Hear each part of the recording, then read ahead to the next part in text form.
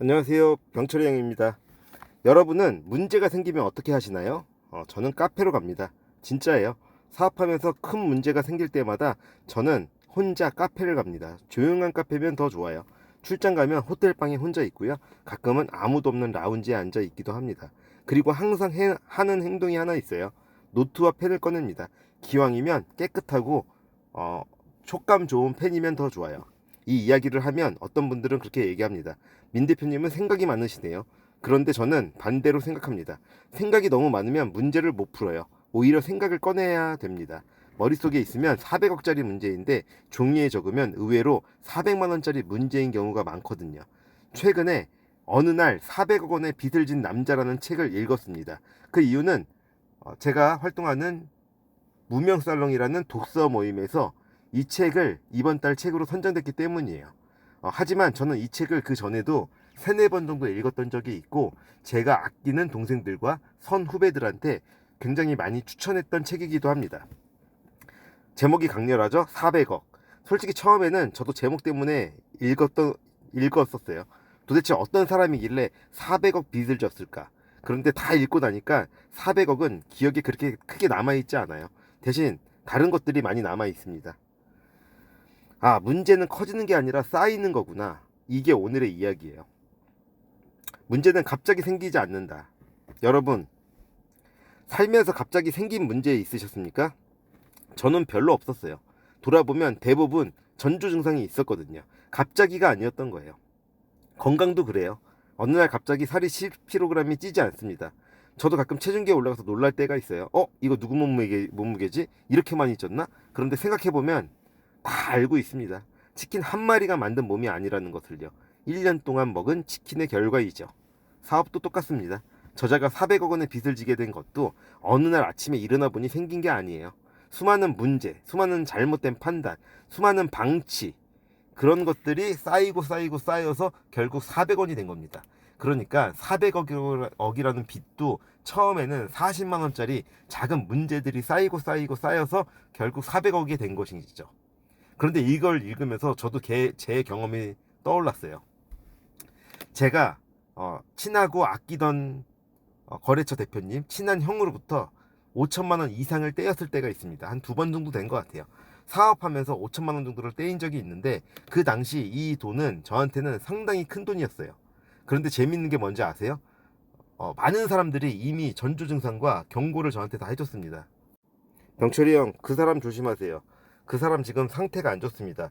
여기저기 돈을 꾸고 있어요. 물건 떼인 사람도 많아요. 돈 떼인 사람도 많고요. 절대 외상 주지 마세요. 그런데 저는 물건을 줬습니다. 그리고 돈을 떼었죠. 왜 줬을까요? 그때는 상대방의 문제 때문이라고 생각했어요. 저 사람이 나쁜 사람이기 때문에 내 돈을 떼어 먹었구나라고 생각을 했습니다. 그런데 시간이 지나고 나서 냉정하게 돌이켜 보니까 그 문제가 아니었어요. 제 욕심 때문이었어요. 팔고 싶었던 거죠. 매출을 만들고 싶었습니다. 그 한 번의 거래가 당시 저에게는 굉장히 매력적으로 보였기 때문이죠. 지금 생각하면 신기해요. 사람은 보고 싶은 것만 보거든요. 주변에서 경고는 다 해줬는데 저는 제가 듣고 싶은 이야기만 들었던 거죠. 그래서 저는 지금도 생각합니다. 사업에서 가장 무서운 건 경쟁자가 아니에요. 자신의 욕심이에요. 욕심이 생기는 순간 판단이 흐려집니다. 판단이 흐려지는 순간에 내리는 결정이 많은 어려움을 낳게끔 하는 경우를 제 스스로도 경험했고 많은 경험을 지켜보기도 했어요. 옛날에 읽은 어떤 검도 책에서 이런 이야기가 있었어요. 사실 검이 느린 것도 문제지만 사실 더 위험한 건 검이 빠른 게 더 문제다. 너무 강하게 내려치려는 내 마음이 상대한테 읽히는 순간 그게 나한테는 허점이 된다. 왜냐하면 강하게 내려치려는 순간 내 몸에 빈틈이 생기기 때문인 거죠. 사업도 똑같습니다. 한 번에 크게 벌고 싶을 때, 한 번에 뒤집고 싶을 때, 그때 사고가 나는 법이에요. 여러 가지 사업을 하다 보면 세금이라든지 잘못된 지식이라든지 사람에 대한 잘못된 믿음이라든지 이런 경우를 통해서 리스크가 많이 발생하는 경우가 많아요.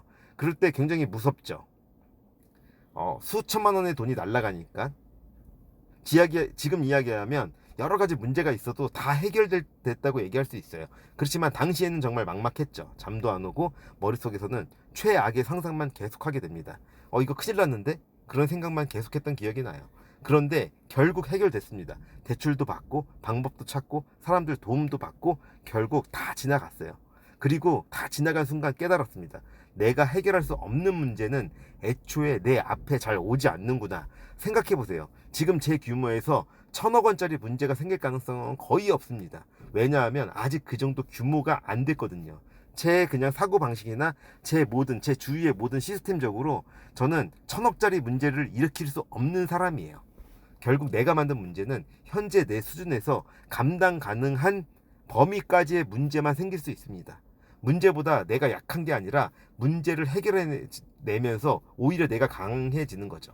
해결될 수 있는 문제만 생기고 그 문제를 해결하면서 결국에는 더 강해지게 됩니다. 이건 제 경험이에요. 그래서 저는 카페로 갑니다. 그래서 지금 문제가 생기면 저는 카페를 가요. 사람을 안 만나고 오히려 혼자 있으려고 합니다. 혼자 있는 대신에 제 스스로를 마주하려고 해요. 그리고 문제를 찾아서 노트를 펼칩니다. 그리고 적어봐요. 문제를 적고 원인을 적고 해결책도 적어보고 이걸 하다 보면 이상한 일이 생깁니다. 문제가 그렇게 크게 보였던 문제도 사소한 작은 문제의 여러 가지의 합으로 이루어져 있더라고요. 아니 정확하게 말하면 문제가 작아지는 게 아니라 문제가 보여요. 문제가 보이면 두려움이 줄어듭니다. 그 문제가 클 때 문제가 뭔지도 모를 때 막막하게 최악을 생각하던 두려움이 굉장히 줄어들어요. 두려움이 줄어들면 행동할 수 있습니다. 그래서 저는 해결책은 바쁠 때 나오지 않는다고 생각합니다. 해결책은 조용히 혼자 있을 때, 조용히 혼자서 용감하게 그 문제와 마주 설 때 나옵니다. 이 책에서 제가 가장 공감했던 부분 중 하나는 이 부분이에요. 저자는 외식업을 한다고 생각했습니다. 그런데 지나고 나서 보니까 아니었어요. 자신이 하고 있는 일은 외식업의 포장지를 덮어 쓴 교육업이었어요. 이 말이 저는 너무 와 닿았습니다.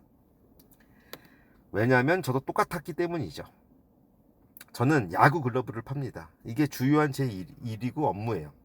그런데 사실 야구 글러브만 파는 건 아니에요. 직원 교육을 합니다. 거래처 교육을 합니다. 고객에게 좋은 글러브에 대한 안내를 하고 그것이 곧 교육이에요. 야구의 즐거움을 교육하는 거죠. 그리고 저는 대표들이 가장 많이 하는 착각이 있다고 생각하는데 나 같은 직원 하나만 있었으면 좋겠다. 이런 얘기를 저는 수도 없이 들었어요. 제 주위에 큰 사업하는 대표님이건 작은 사업을 하는 대표님이건 모두 똑같은 고민을 합니다. 나 같은 직원 하나만 있었으면 좋겠다. 제발 제대로 된 직원 한 명만 있으면 좋겠다. 그러면 모든 것을 다 할 수 있을 것 같다는 얘기들을 굉장히 많이 들었어요. 저도 마찬가지예요. 예전에 그런 생각을 했습니다. 그런데 어느 순간 깨달았어요. 이 책도 마찬가지예요. 좋은 직원을 찾는 게 아니라 좋은 사람을 성장시키는 게 대표의 일이라는 걸요. 꽃을 찾는 게 아니라 꽃을 피우게 하는 게 대표의 일이라는 겁니다. 그래서 이 책을 읽고 저는 일의 정의가 바뀌었어요. 일은 돈을 버는 게 아니에요. 그러면 뭐냐? 문제를 해결하는 겁니다. 예전에는 일이 뭐야? 당신의 일은 무엇입니까? 그러면 돈 버는 게 일이죠 라고 생각하고 대답했어요. 그런데 지금 다시 생각해보면 그건 잘못된 생각이었다는 생각을 하고 있습니다. 그럼 진짜 일은 뭐냐? 문제를 해결하는 거예요. 일을 하다 보면 언제나 문제와 싸우게 됩니다. 그게 기본값이에요. 여러 가지 문제를 해결하는 거. 그것이 곧 일입니다. 문제를 해결하면 가치가 생기고 가치가 생기면 그 가치에 따라 돈은 따라오는 거죠. 문제를 해결해낸 보상으로 돈이 따라오는 겁니다. 그리고 여러분 지금 아주 큰 문제를 가지고 계신가요? 그러면 한번 해보세요. 카페에 가서 커피 한 잔을 시키시고 노트 한 권을 꺼내세요. 기왕이면 빳빳하고 좋은 노트를 꺼내세요. 그리고 적어보세요. 여러분의 400억은 어쩌면 작은 문제 하나에서 시작된 것일지도 모르니까요. 그리고 그 문제를 마주보는 순간 물론 용기를 내야 합니다. 왜냐면 그렇게 하기가 쉽지 않거든요. 그래서 그 문제를 마주보는 순간 해결은 이미 시작된 것입니다. 저는 그렇게 생각합니다. 병철이 형이었습니다. 감사합니다.